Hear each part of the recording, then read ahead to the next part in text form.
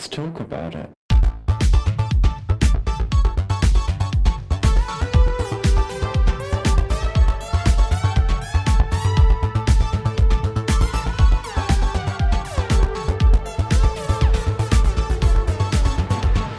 Hello and welcome to Thicc Radio, the podcast where we talk about gaining, feedism, and everything in its orbit. I'm James. And I'm Tim, so let's get into it. Today we are joined by a very special guest. Today we are joined by the living legend himself, LoloVonz. Oh my God, living legend. Thanks. Thank y'all so much. Listen, hey guys. The alliteration is there. Living legend LoloVonz. Beautiful. Living lint liquor. Lint liquor. You lint liquor. A lint liquor.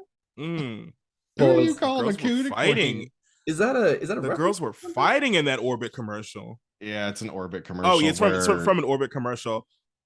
Yeah, basically it's a guy like this white dude business owner, and like he's kissing some girl, like I think. And I guess his girlfriend walks in and they start fighting, but like instead of cussing at each other like with like hard curse words, like it's television, so they have to, keep it clean. So they just like throwing like the most wild like G-rated swear words at each other. It's like, I thought I'd find you in here with your dirty little cootie queen. Who you calling a cootie queen? You lint liquor. And then a British lady walks in and says, "Dirty mouth, clean it up with Orbit." And everyone smiles. What? Oh my! Yeah, never seen the Orbit apologies for assuming that you had seen it because the Orbit lady has a British accent, but yeah. Listen, this is the only thing I feel like I have to explain to Americans of any kind of diverse background. It's like we get a lot of American media coming through, whether it's UK or Australia. We don't get everything. So sometimes there are those moments where it's like, I'm in on the joke, and then I am very much not in on the joke, and it's just like the question mark symbols loading above my head, like, what? Yeah, and you're from Australia and you moved to the UK, correct? That is correct. Okay, yeah. So yeah, like so even like further out. So I literally just about the other side of the planet. I am 8 time zones away, 8 hours away from my hometown. I found out that the west coast of America is 8 hours the other direction, and so that's just like this weird triangulation in my brain. Like I'm now a satellite, and I can ping my brain around the world in understanding time zones with that kind of parameter basis. Oh yeah, I bet. Yeah, like you're right next to the Bermuda Triangle. The Bermuda Triangle. Yeah, Nigga, that's like like just like just in the outer regions of wherever the rest of the world is. I'm sure Amelia Earhart is smiling down on you right now. I'll take that, but listen, Perth is in the middle of fucking nowhere, mate. It is the only major city on the west coast of the From Perth. It's hard to be more perfect when you're from Perth. I've got a lot of personality to show. Open your mouth and let me see those Perthy whites. Oh Jesus, no, you don't want to see these. They are not pearly white, girl. These teeth look like some very, very poor woman from like Eastern Europe, like went down to the riverbed, pulled out some pebbles and just like shoved them up into some poor sod's gum lines. That's the kind of situation.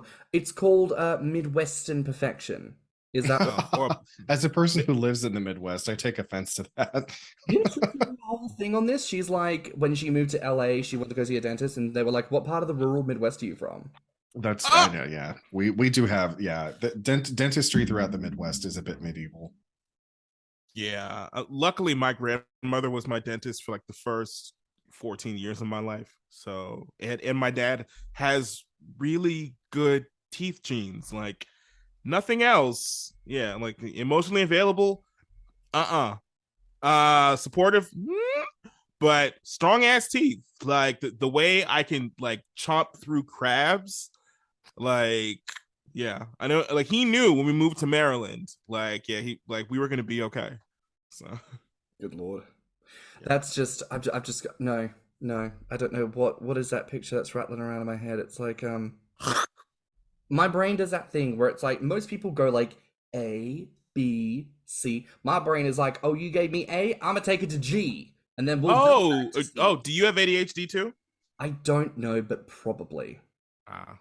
I've known James for over a year, and I would say emphatically yes. Wow.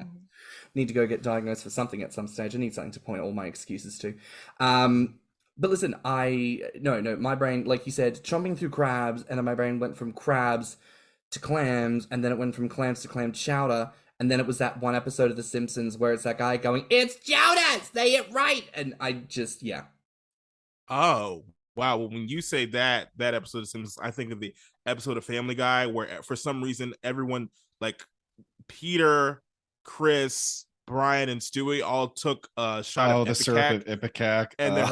And they all start throwing up. And at the end of the bit, Lois comes out and is like, "Who watched chowder?" And they throw up one more time. Oh, "Who watched chowder?" Now, speaking of which, we've done this episode before talking about like representation in like cartoons of gaining and fetism, and like we talked about like just episodes where characters get inexplicably fat, right? That's not necessarily that's not necessarily gaining fetism, like King Size Homer, right? That was an episode for a lot of gainers, a lot of fetus, a lot of people. But when I tell you that one episode in Family Guy where Lois gets fat and then Peter starts feeding her and he's putting cake in her mouth and says, "I want you bigger, I want you fatter, it will please me." I was like, bitch, scalped. This is why I'm bald now. That episode off my head. I felt like I see myself in this. I am reflected in this moment. Though, however, the finale after she gets the lipo and Peter is like naked, suck fucking this gigantic bag of fat they have like stored away in a cupboard, and he's like, "This is exactly what it looks like. Like this is exactly what it looks like." Yeah, that was where the representation fell off the wagon for me. But then credits rolled and everything was fine. Now, I want to say right here and right now, this is why we wanted to have you on the podcast today. Not necessarily to talk Family Guy, but because, Lo, you have a podcast all of your own. Called, I do. You know what? I'm not even going to say the name. Tell us about your podcast. So my show, Big Boy Brunch, is where toppings get tasted. So me and my co-host, Exhibit Dre, so we sit down and have a virtual brunch every episode, and then we jump into nerdy news topics. We'll throw in a review of sorts, whatever we're watching, and it'll be like it'll usually be like a DC property or like a Marvel thing that dropped, or if it was like a cool little movie that dropped, like we'll review it. We try to review do 2 reviews. If we get a guest, we'll also have a guest as well. And then after the guest part, after the review part, then we have a playlist, like where a theme playlist where each of us pick 3 songs. And the theme could be literally anything. The theme could be like breakups. The theme can be like, ass kicking music. The theme can be like bad bitch music, anything. And then at the end, we have sample platter stuff. So, and then at the end, we have a segment called Scrape the Plate, where anything we saw on the timeline or in person or in real life that just garbage that we gotta like get off our plate, we talk about. And that's usually either like it could be a rant, it could be something it could be something fun that happened. But yeah, that is the show. We've had a lot of dope ass guests, like mainly a lot of people from that I've interacted with on Twitter, who like do model, bodybuild, like OnlyFans porn actors, R&B singers, rappers, like just comic book writers, YouTubers. Like we've interviewed a whole lot of people, and like it when I get down on myself, I sit and realize like, oh wow, I did quite a lot. I've done quite a bit. So yeah, that's the show in a nutshell. I only talk about butt stuff. So occasionally we do too. Occasionally we do too. Okay. I mean, I love it. And listen, I don't know if this is like the unspoken rule of a lot of your guests, but a lot of them are really fine. A lot of them are just beautiful. Yeah, 'Cause, you know, I be checking out the socials. I know how to pick them. You know how to pick them, baby. I check out the socials every time, and every time I'm like, well, damn. I have to follow. I have to subscribe. And I do Yeah, think for a long time, like my follow list on Instagram was exclusively gainers, fetus, like trying to keep that like yeah. because I kind of had like for a long time my like gainer profile and then my regular life profile. And I was very picky about who I would follow on each to try and keep my shit clear. Oh, okay. Courtesy of your damn self, I found myself, I was not bothering anymore. I was just like on that alt profile, just fine boys all over the shop. And so now it's just this beautiful blend where I get like just chubby rugby nerdy shit through my timeline a lot. And I am not mad. I'm not mad. I'm very happy. It is delightful. Awesome. Love it. Love to hear it. I love hearing about your podcast. And I'm kind of curious to kind of take it all the way back. Where did the idea for doing what you do as a podcast initially come from? Back in 2015, well, more than 2014, like, well, in college, when I was in college, I watched a lot of stuff. Like, I watched a lot of like YouTube content, specifically like a lot of movie reviews. I One person in particular, Black Nerd Comedy, like on YouTube, really cool, really funny dude. But and it was one of the first Black reviewers that I'd seen on YouTube. I'm like, because like a lot of reviewers are like extremely white and just like whatever. But Black Nerd, like cool, funny, very corny, but little PG, but like he has his lane, and he's really good at what he does. But I was like, I need this a little spicier. Like, it's 2015, like it's protesting outside. I'm not saying like burn the establishment down. No, but I'm just like, can we get a little like, we need a little more hot sauce on this burger. You know what I'm saying? And it wasn't really giving me that. But I'd also a couple years later, I stumbled on a podcast called The Read, where like Crystal and Kid Fury, they talk about pop culture and all that stuff, and just like the way they talk is just like, whew, it's night and day. It's like they don't give a fuck. Like, they will just say whatever and like whenever, and like they're popular. They make a living off of it. I'm like, oh wow, I wish I could do that. And then one day I was just like, and in addition to The Read, also the Friend Zone that I used to listen to, they had a playlist. I'm like, oh wow, that's cool. And I'm just like, huh. So I took like the nerdy stuff from Black Nerd Comedy, like the music stuff from the Friend Zone, and then in the pop culture talk from like The Read, and then I just kind of put them all together, because I'm just like, I made it about like plus size dudes. So I'm just like, I didn't really see myself I didn't see enough of myself. So I was just like, how about me and another big boy just like sit down and talk about stuff that we want to talk about? And that's how it came about. The cover, another big Black boy, shout out to Mikhail. Like, I had been following him on Tumblr for like years, and I was like, one day, like we're gonna collaborate on a project. And then that was the cover that you see. That's the cover that you see today.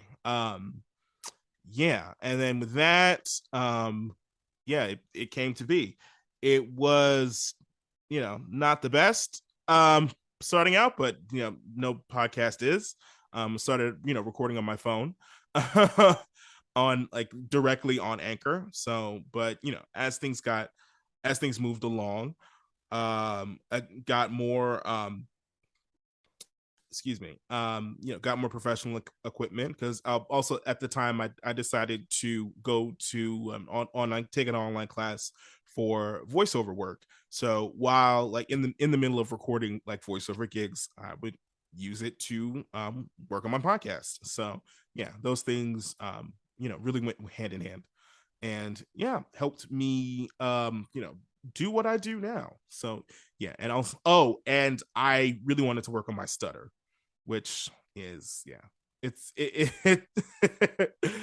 it's a work in progress. So yeah, I was like, well, what better way than to talk, you know? So yeah, that's how it came to be. I love how you mentioned that, it was born out of you didn't see yourself reflected, because that's really the reason why Yeah. James and I started this whole project, and why before I even met James, I was doing a podcast on my own called The Gaining Perspective, because I wasn't finding any podcasts relating to specifically the gaining and encouraging community from a queer man's perspective. So I was like, well, and then like you said, Anchor comes along and you're like, wow, it's a one-stop shop for everything. I can record, edit, and publish all from one app. Then you come to find out what a daunting task you better it throw is that commercial in. Yes. to try and edit on your phone and do all of this through a phone, because like the first few episodes of The Gaining Perspective are so rough. I was recording with like my iPod headphones, like. But I think Big Boy Brunch is such a joy to listen to, and I think that's like thank you. One of the biggest things I take away from that is like just the joy that comes through with like that casual conversation, which it really feels like you're just listening to friends having that chat, which puts you immediately at ease. That nerd talk where I'm like, because I'm an MCU fan, I've never read the comics, I'd love to get into the comics, and hearing you guys kind of like touch in on all these things actually gets me going, where it's like if it's talking about a product I love, I'm like, yes, I want to talk about it. And if it's talking about DC, because I don't really know DC, it's like, oh shit, I want to Girl, I've been trying to get you into DC for a long ass time now. How many times have I sat down and explained entire comic book arcs to you? Yeah. Listen, DC at this point doesn't know what DC is. No, they don't, which is such a shame. I do plan on going to see Black Adam at some point. Like I need to watch it just because like I've had blue balls for this movie for about 10 years. So just I don't really care.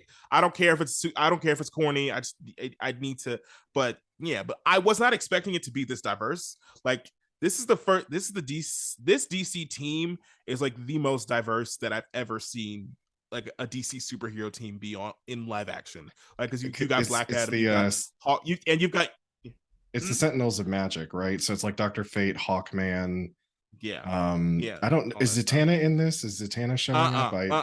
So it's five. So it's Black Adam, it is Dr. Fate, it's Atom Smasher, and then the other two black characters are Cyclone and Hawkman. Because they've been race bent. Race bending off of white, I'm always here for. So yeah, it's I wasn't even expecting that to happen. I truly, was not. But then we get freaking what is his name? He was in Leverage. The guy from Leverage. Big dude. I'm blanking on his name. I'm all for the race bent thing because James and I watched The Sandman together, and I'm a gigantic fan of that comic series.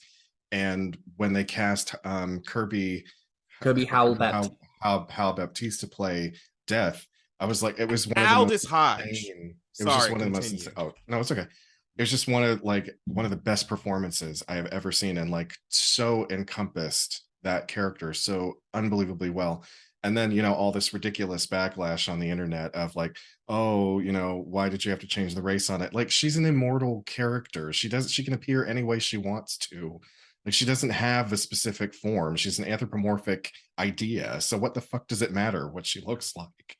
I mean, it also doesn't matter what a mythical creature looks like, but apparently the fact that Aquaman is played by a black person doesn't matter to you, but Ariel being a black woman apparently is massive problems, right? So, like, it's the pick and choose. I need my death to be white. Really? Okay. That and like, I need my death to be white. I need my Hawkman to be white. I need my Cyclone Ginger Erasure. Oh, Ginger. Oh, yeah. Oh, that's what you're doing. Okay. You're playing that. I was like, wait a minute, where are you? Oh, yeah. I will slip into a bigoted character in a minute. It's not always like 100% like, people. Yeah, it's people don't pick up on it like all the time. But yeah, it's but also like the whole ginger bent ginger bend. I mean, I'd like to bend a ginger, but wait, the the ginger what you say, girl. Careful what you say, because the the ginger erasure I don't get, because my friend and YouTuber Laurent Reedus, he posted a couple days ago that the main character Elsa Bloodstone in Werewolf by Night in the comics, she's a redhead, and in the movie, or in the feature presentation, the special presentation, she's a brunette, and nobody batted an eye. Yeah. So what do y'all say? Listen, as a ginger, I gotta tell you, I couldn't give a fuck.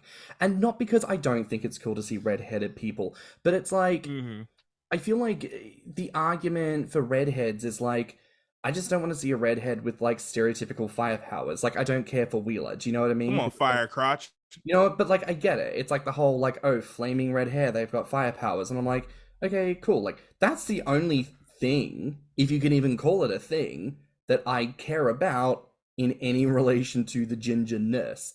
Perhaps seeing one redhead just there in the background. Like, I don't know, they're fighting someone who has like the power of the sun, and they can't participate in this fight because they're like hiding in the shadows because they know they're going to get sunburnt real bad, and they're going to be in the battle. That's the representation I want to see, right? For gingers. But even otherwise, not that deep. It is. Is Amber Heard a natural redhead? I don't think so. I'm not too sure.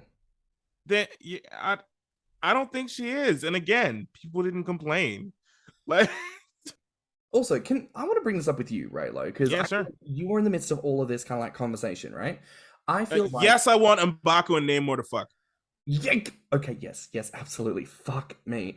Yeah. M'Baku is so fit. He's so fine.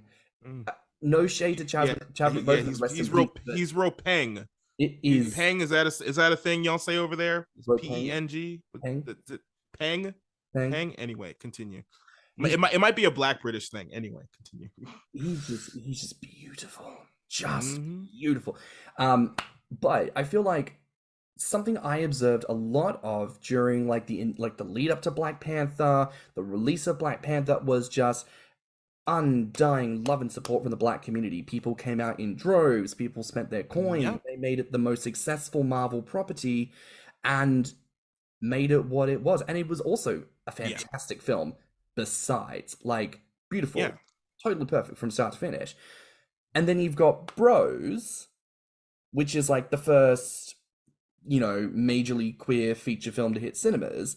And I feel like the majority of conversation around that, even before people saw it, was really disengaged, negative. I don't want to see this. And I haven't seen it yet. I really want to see it because I want to show that support. But from your perspective of things, why do you feel like there was such a difference between like the love and support that Black Panther would get versus what we're seeing with Bros? People just don't like Billy Eichner. It's not a white Black thing for me personally. It's just like people just are not turned on by his specific brand of queer humor. It's not like, oh, you don't want to, the years and when marching still. No, it's just like I will admit there's some bits that he's done that made me laugh. Like I always go up for Let's Go Lesbians. I'm sorry. Like it's hilarious every single time. But a lot of his humor, like a lot of his stuff, like he made his he earned his bones by just like harassing people. And then one of his videos that went like viral, like one of the most viral, like more viral than like if you don't know him from the Lesbians video, you know him from the video where he's harassing that Black woman like for absolutely no reason. And I can understand. And here's the thing, like I don't mind men on the street talk, like trying to generating humor through like being genuinely funny and like making somebody laugh, but to like pester somebody until they like snap at you, like that's not like that's not cool.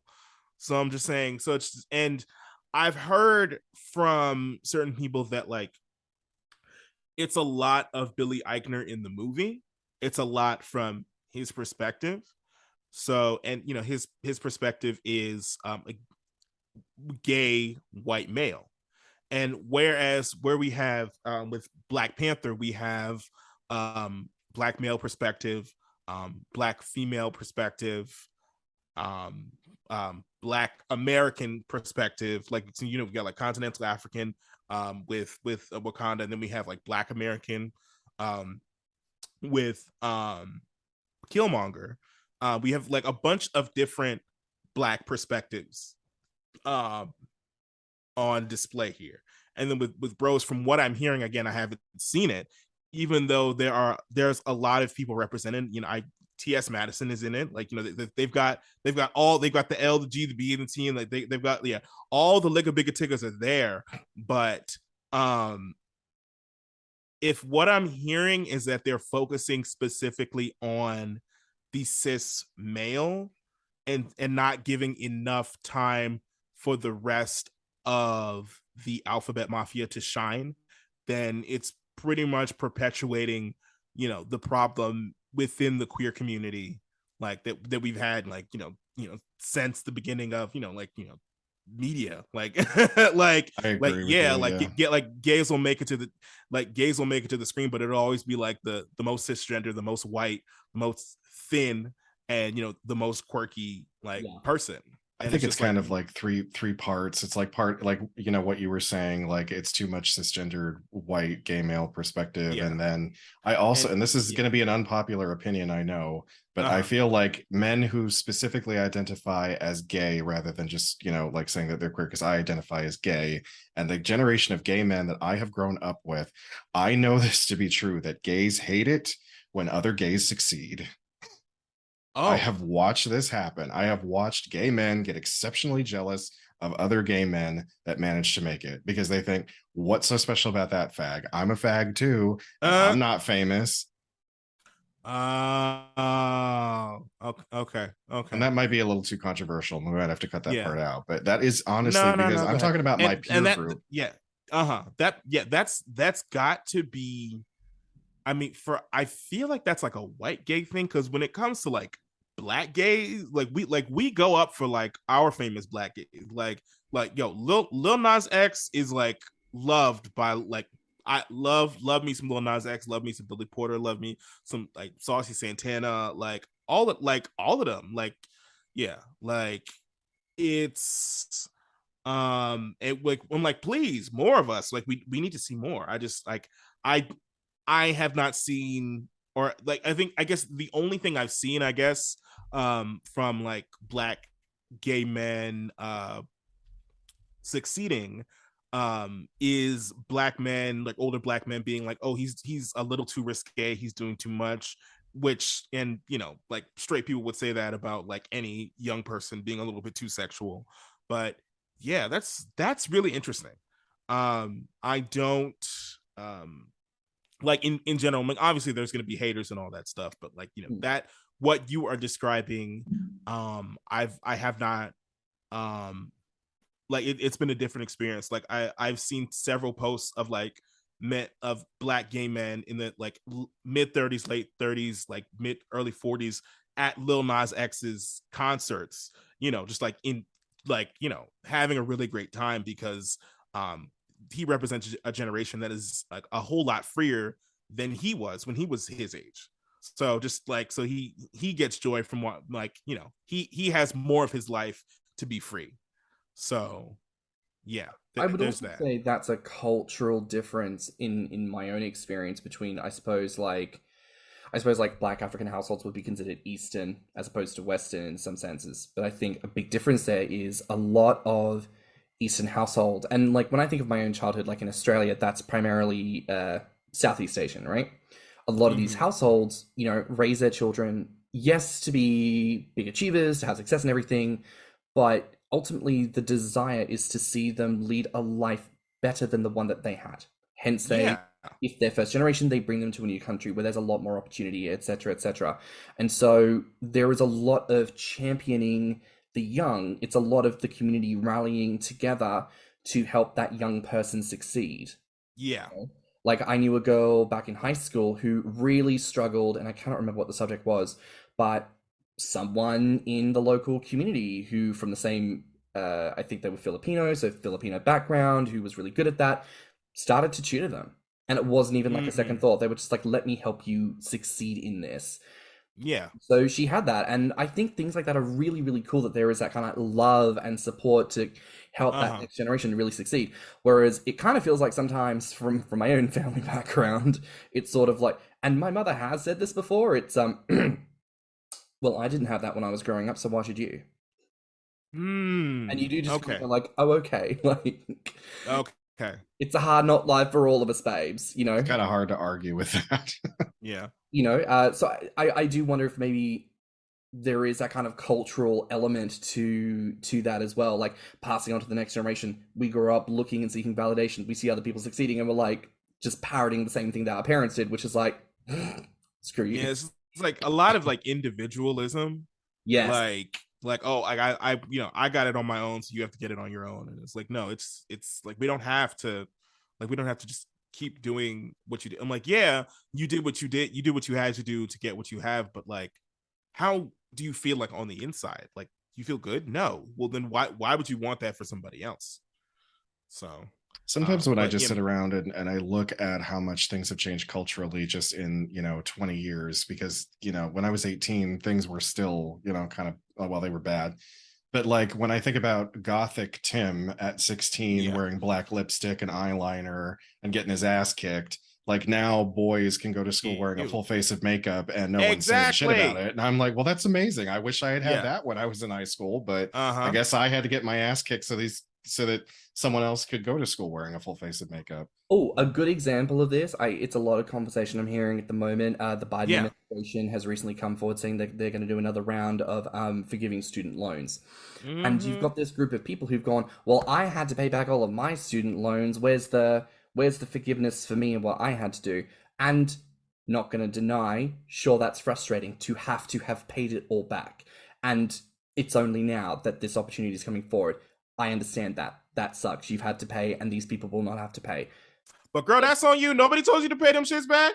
It's like that's just how the cards have fallen. And rather than saying, oh, I should sponsor whatever group it is that's put like the bill before the parliament to say, hey, let's stop this in its tracks because that's how fucking petty you are. Why not just allow people to have some other form of financial fucking freedom? Like, it's just, it's wild to me, that level of I couldn't have this, so you can't have this, and I will actually go out of my way to stop you from having this. But on that point, to kind of bring it back around, because talking about your podcast, you've created this really awesome platform and space, especially for queer plus size men of color. What has the reception been like from that audience specifically for your podcast? Really positive. So like, everyone who reaches out says they really like it. When we go on breaks, I'll get 1 or 2 DMs like, where's the next episode? And I'm like, oh, I have fans. Excuse me. We have fans. Oh my God. Like, yeah, it's really cool. It's like I was at one of the local bars, and one of my friends, like a former rugby teammate, like we were passing each other in the stairwell, and he was like, Big Boy Brunch. And I was like, he was probably very drunk, but like, as soon as he saw me, he was like, Big Boy Brunch. I'm like, oh God, whoa. And I'm like, fame. Do I want it? Yeah. But, as long as it comes with money. So oddly enough, I don't. I up my anxiety meds. Yeah. Tim doesn't want fame. What was it? Well, it's more that I don't want, like, there's a certain level of attention on me that I'm not looking for. Like, I realized that when James and I started to do this whole project, and we were going to be putting ourselves in a certain position, I knew that to some extent people were going to start looking up to us, that there was going to be a role model type of thing that was thrust upon us. And I'm okay with that. Like, that part I'm fine with. As far as like actual national attention or something like that, I'm not. I couldn't care less about that. I wanted to give back to my community. That was my major motivation. I don't need to become famous for anything really, because I am still a private individual who enjoys a quiet life. So I'm totally happy to fulfill the role model, giving back to the community portion, but actual fame, nah, I'm not looking for that. Mm-hmm. No, I totally get Yeah. that. I don't want any kind of fame either, except I did agree to do that documentary about gaining in fetus and Ooh. approached by a production company for Channel 4. So, Oh snap! so, she's going to be a TV celebrity girl. She's going to be on all the news channels. She'll be like, oh my God. Oh, you're going to be a TV personality? Personality girl. Personality, yes. Darling, yes, girl. Gorgeous girl. Yes, girl. Yes. Personality. Personality. You gotta do it in your Jennifer Coolidge voice. You gotta have a lot of personality. That's really good. Do you watch The White Lotus? No, but I need to see this. Where I need to find out where it's streaming. It's on HBO Max. Do you guys have HBO Max on that side? I don't know. I don't think so. But if we don't, it'll be on some relevant streaming service. Yeah, but check it out. You know how Hawaiians have been saying for years, like, yeah, tourism. Is no, everything. Please don't come here. Yeah, that's like this like it's like a dramatic comedy. It's like a dramedy. It gives you a little insight into why. So I'll leave it at that. There's that Australian actor Murray Redfield. Is it Murray Redfield? Yeah. He plays Mouse on Tales of the City, which I also really, really enjoyed. Okay. He's an actual gay man, an actual sexy daddy gay man, which makes me very nice. Happy. I've also been through a thing recently, because, I do that thing where if I'm watching something and I recognize an actor, I have to IMDb them straight away and find out what they've been involved in. It amazes me how many actors of quality are like Australian. And I'm like, oh, I've never even known. So, mm-hmm. One day we'll join the rank scale, but, we'll see how we get to. But again, kind of centering back on your podcast, while it isn't geared specifically towards, gainers, it definitely shows a love and comfortability with your size, eating, because hello, brunch. And, you do have those moments where you talk about your life as like cubs, chubs, and bears. Honest opinion, what is your personal approach to gainers? Mouth first. Next question. Mm-hmm. Sorry, gainers, you said mouth first. Love that. Because I feel like when you and I first connected, and to be fair, I cannot remember specifically, was it through Abe? Abe and Slabs. Right. Also, Abe, if you're listening, my Instagram, I got it back. It got hacked. So a lot of y'all had to block me, and I haven't seen Abe. Y'all, please follow me back. I miss you, friend. Like, I realized, I'm like, there are friends that I only talk to on Instagram, and Abe was one of them. Like, please, if you're listening, add me back. All right, but yeah, Abe and Slabs, who came to visit me, visit me in DC. Real cool. Yeah, really cool, like really cool guys. Like I rock with them so hard. Like, it's so funny because like they're because I think I was eating a lot because like I was training for rugby.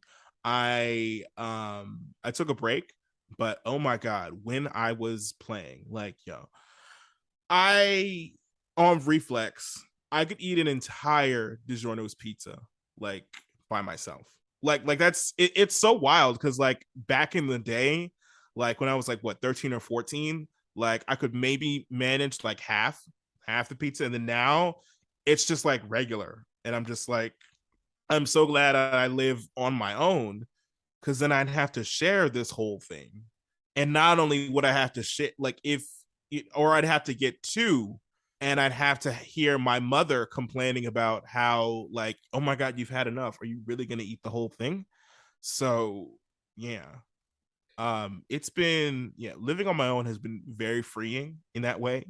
Like I can be as wild, I can be as healthy or as unhealthy as I want to be. I have my healthy moments, or the grilled chicken and the greens on the side, but then I'll also have my days where I make a whole peach cheesecake with bourbon. There are days where I just need to go to the 7-Eleven. Have you James, have you ever had Thin Mint cookies for Girl Scouts. No, but I hear about the Girl Scout cookies, and Yeah, I'm yeah, very yeah, much looking forward yeah. to like a little girl showing up at my doorstep and then just buying all of her bagged goods. Just get it online. Like they Oh, you cut can people. do that? Oh, that's great. Yeah. Yeah, Through the door service. get it online. You don't want to meet any of those girls. They will cut you on a bad day. So I did see a picture someone had posted about how like gangster these girls were, because like I think that the idea was a weed dispensary had just opened up, and they were like just set up out front.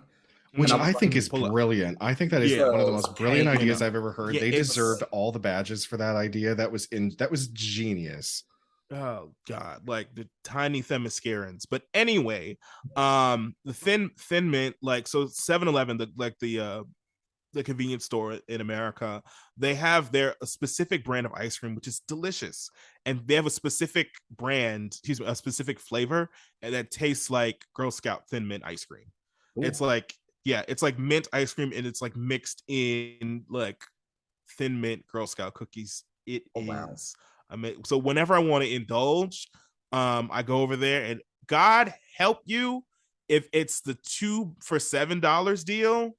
Oh, I'm in that bitch. 2 for $7. Like in there like swimwear. And now they make their own. They bake cookies, and they like these like they got chocolate chip cookies, they got sugar cookies, they got red velvet, and they have salted caramel. Like if they don't have chocolate chip, I will get the salted caramel. And it's always 2 for $1. It's like the Arizona tea is always 2 for $1. It's always $1 for a pack. And like when I'm feeling extra fat, like I'll go to the Trader Joe's in town. I'll grab some brownie mix. I'll come back home, like grab the 7-Eleven Thin Mint ice cream. Make a big ass brownie, put a dollop of ice cream on that, like the Thin Mint ice cream, and then if I can find it, the store has this hard shell chocolate sauce. So when you pour it on top of the ice cream, it freezes. You can crack it, and then you crack it, and it turns into chocolate on top of that. So yeah, Lolo, I just need your boy likes to indulge. Your boy likes to indulge once in a while. Lolo, I need to ask this right here, right now. You do not identify as a gainer, do you? I don't. I just eat like one. That's Now, you are the example I'm gonna start pointing to, because I've said this for a long time. The gaining and fetus community is not just limited to people who are intentionally gaining. I think it is open to everyone on the fat spectrum, because we are obviously the people who are sat here like, you don't need to be ashamed, baby. You eat as much as you want. We love the results. We love the results. Please feel free to be like, oh, I'm feeling extra fat today. Send me the photos. Do you fat? Show me the fucking evidence, and I will tell you how fantastic you look. Jeez. I appreciate that, because literally after I was feeling it after I quit rugby for like mental health reasons. I still had muscle, but it was a little flabbier, a little chunkier, and I was like. And I didn't feel like taking pictures, because like on Twitter, they like, they expect me to be like a specific type of chunky fit. There's tiers and levels. And only because like, not for like I guess for a beauty standard, but also just like, I'm used to people seeing me in a very specific light. So when it changes for like, for something, for something larger, something that I've been struggling with my whole entire life, it just feels like, but then I, tapping in back into my gainer friends, who are always happy to, to appreciate the larger me, and who don't care if I do lose weight and go back to that size. I really, really do appreciate, all that you guys do, what you guys stand for. Well, baby, well, listen, you've always got a home with us. Oh, now, I want to focus on this part right here. Now, what challenges have you encountered during Big Boy Brunch? Whether it's like from production, or if it's like reception from particular listeners. Like, what would you say is like the biggest challenge you've had to encounter? Biggest challenge is like personal issues that make us have to like stop recording for a week. It'll either be like, I'm having a depressive panic episode, or Dre will have a medical emergency, or like it'll be back and forth, and it sucks because like when we started, I really wanted to be like consistent, but then listening to the, like, because I still listen to like all the other podcasts, and listening to them being like, yo, sometimes you need to take a break because life happens, and it is what it is. You can't really stop that. And it really allowed me to just kind of calm down and be like, because like, I want to be like, well, not, I don't like, I want to be podcast famous. Well, not like podcast famous, but like, I want to make enough to like move, you know what I'm saying? And I'm just like, I feel like my journey has been so stagnant sometimes, but it's just like, it's okay. It'll happen when it's supposed to happen. You just be as consistent as you are. But I think, let's see. I guess the only issue would be like people that I used to be friends with and I interviewed, like we just had a falling out, and it's really awkward scrolling through the podcast episode list, and they're right there, and I'm just like, it is what it is. Like, it's a professional thing now. I'm like, I can't just delete the episode because I'm upset at this person. So you are absolutely right. Yeah. You cannot just delete episodes if there's been a falling out with people. Yeah. One more thing. I also want to something that we wanted, because it's very virtual, but I wanted to do it. I always want to do more, and like I always want to like kind of push it, because like we've never actually had brunch with a guest like in person. Like I think I would I would love to do that one day. Or if I can't, like what I want to start doing is like the day of, like mail them out like brunch packets, like a thing of like pancake mix or whatever, or something like dry, something that doesn't go bad, so they can actually like have brunch or some sort of like snack or something like that while we eat. That is merch for the merch store, where it's like you can buy your official Big Boy Brunch pack. And you can either get it where it's like, this type of thing, where it's like the vegetarian style, where it's just this, or that. On that stuff. Yeah, eventually, I just need to get some more life on it, and it's always in the back of my head, like packages, stuff like that, going on tour, like just big. It's always in my head, but eventually, it's fun. And just like having, like when we took that big break and we came back. And we had in like the last 3 episodes, we've like been averaging like 140 listeners, and I'm just like, yo, these people came back even though we've been gone for so long. I'm like, this is dope. This is really cool.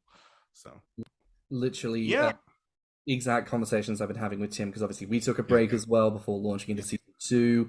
Saying that people return because people love what you do, and I think there's no greater compliment to the quality of your work than that return listenership and the people who reach out of love and support. And I'm really glad that you guys have that, because truly it's such an enjoyable product. And again, this is why we wanted to have you on, because I want our listeners to know that it may not be gaining, but shit, there are some really fun people out there doing great podcasting work, and you're one of them. So hey, thank you.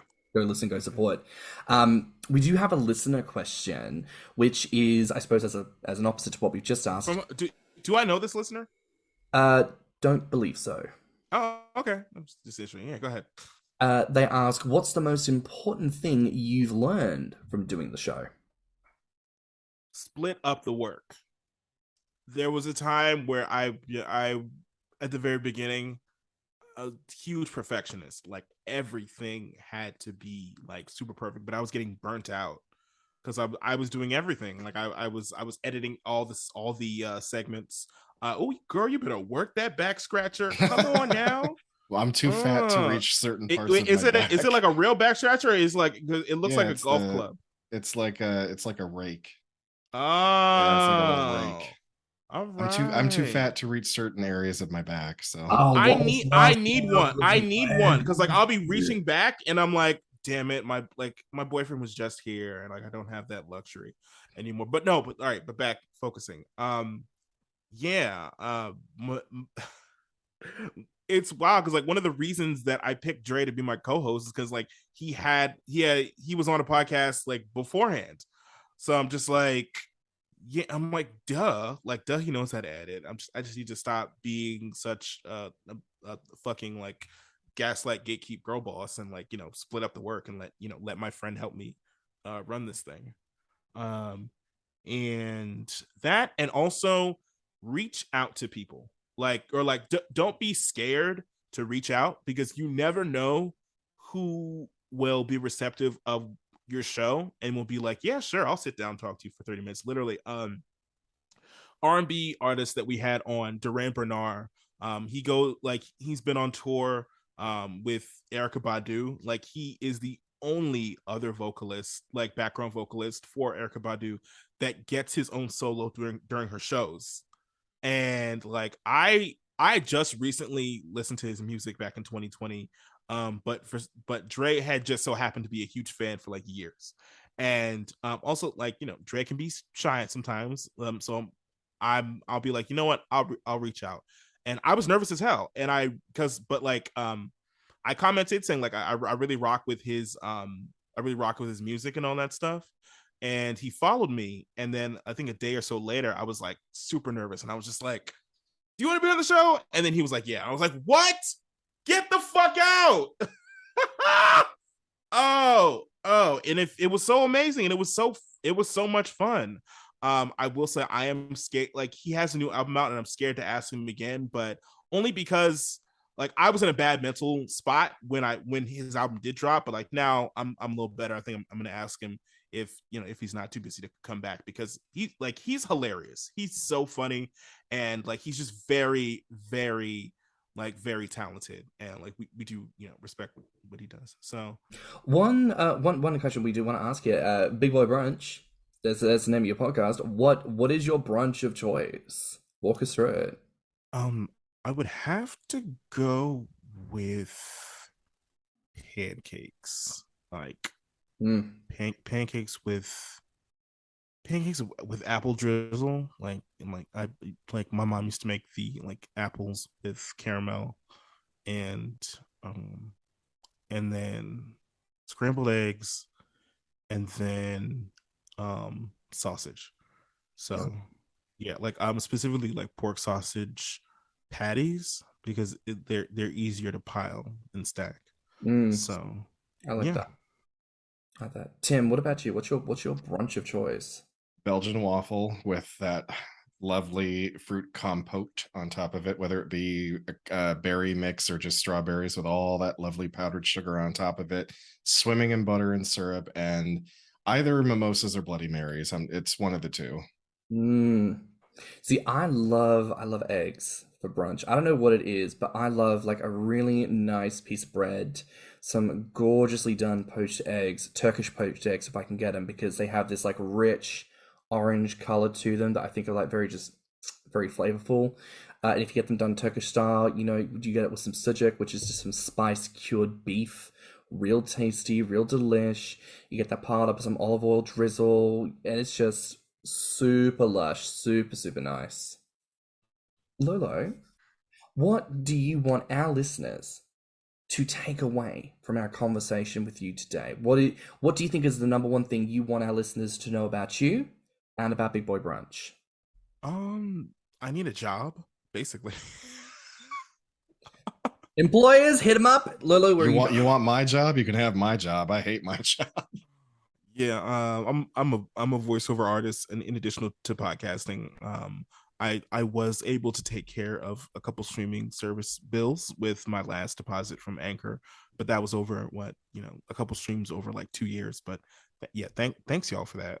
Anchor really came in clutch. But yeah, I'm always looking for more opportunities. Like, I'm a voiceover artist, and like I make sounds with my voice for money. In addition to podcasting, and like I'm really passionate about this. So and if you want to hear something different, or like you want to hear like a different perspective from like about Marvel or DC, because like we love this stuff, but we're not afraid to talk shit about all these characters. So yeah, like, and some other stuff too. So come on over to Big Boy Brunch, and yeah, we got some spicy for you. I'd love to join in on the comic conversation sometime because I'm a huge comic nerd and like DC is probably my preferred over Marvel's, and I rarely get to talk about DC. Lolo, where can people find you online?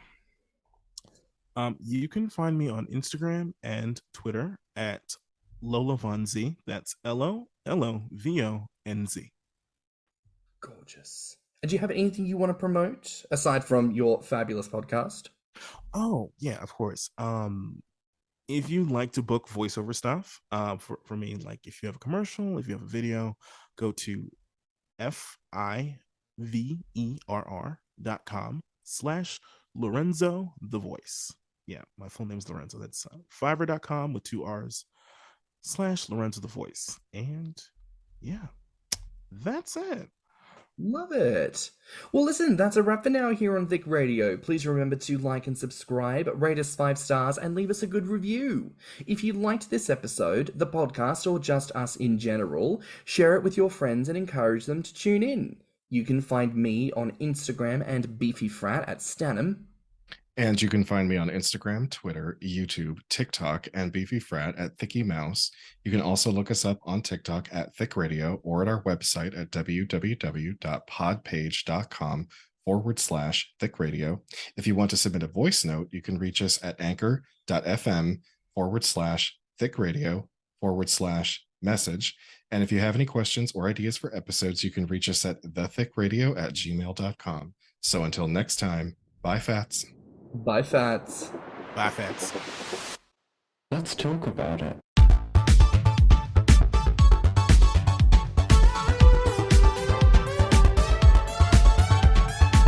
Thicc Radio is a Patreon and Anchor app podcast produced by Stan and Thicky Mouse. Mixed and mastered by stannnum. Our artwork is provided by LoloVonz. Our theme song is provided by Body by Cream.